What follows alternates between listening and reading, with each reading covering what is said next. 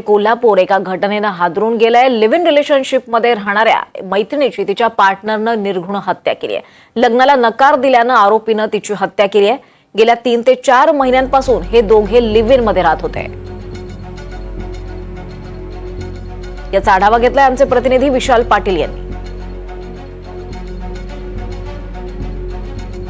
सिंगे या तरुणीचा live in relationship मधून खून झाल्याची घटना जी आहे ती कोल्हापुरात घडली आणि याच ज्या तरुणीचा जिथं खून करण्यात आला तेच हे घटनास्थळ आहे।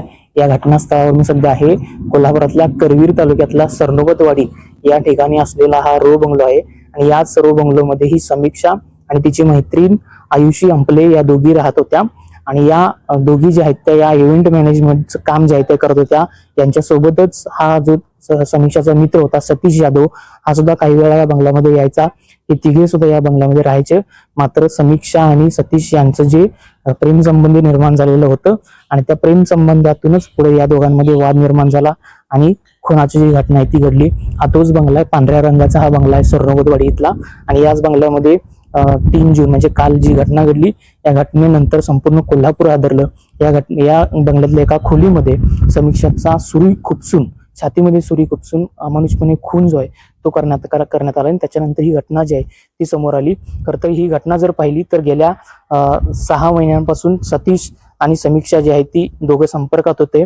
या दरम्यान या दोघांमध्ये काहीसे वाद झाल्याचं सुद्धा या आयुषी जी समीक्षेची मैत्रीण आहे तिने सांगितलेलं होतं। या सगळ्या घटनेमध्ये हा जो बंगला आहे या बंगल्यामध्ये ज्यावेळेस खून झाला त्यावेळेस आयुषी सुद्धा या ठिकाणी उपस्थित होती। तिने या पोलीस जबाबामध्ये या सगळ्या प्रकरणाबाबत माहिती देखील दिली।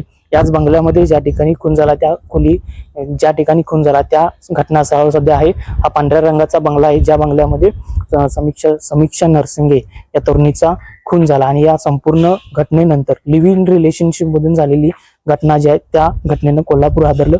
सध्या संपूर्ण घटनेचा तपास जो आहे तो चालू आहे। पोलीस या संशयितेचा तपास देखील घेतात।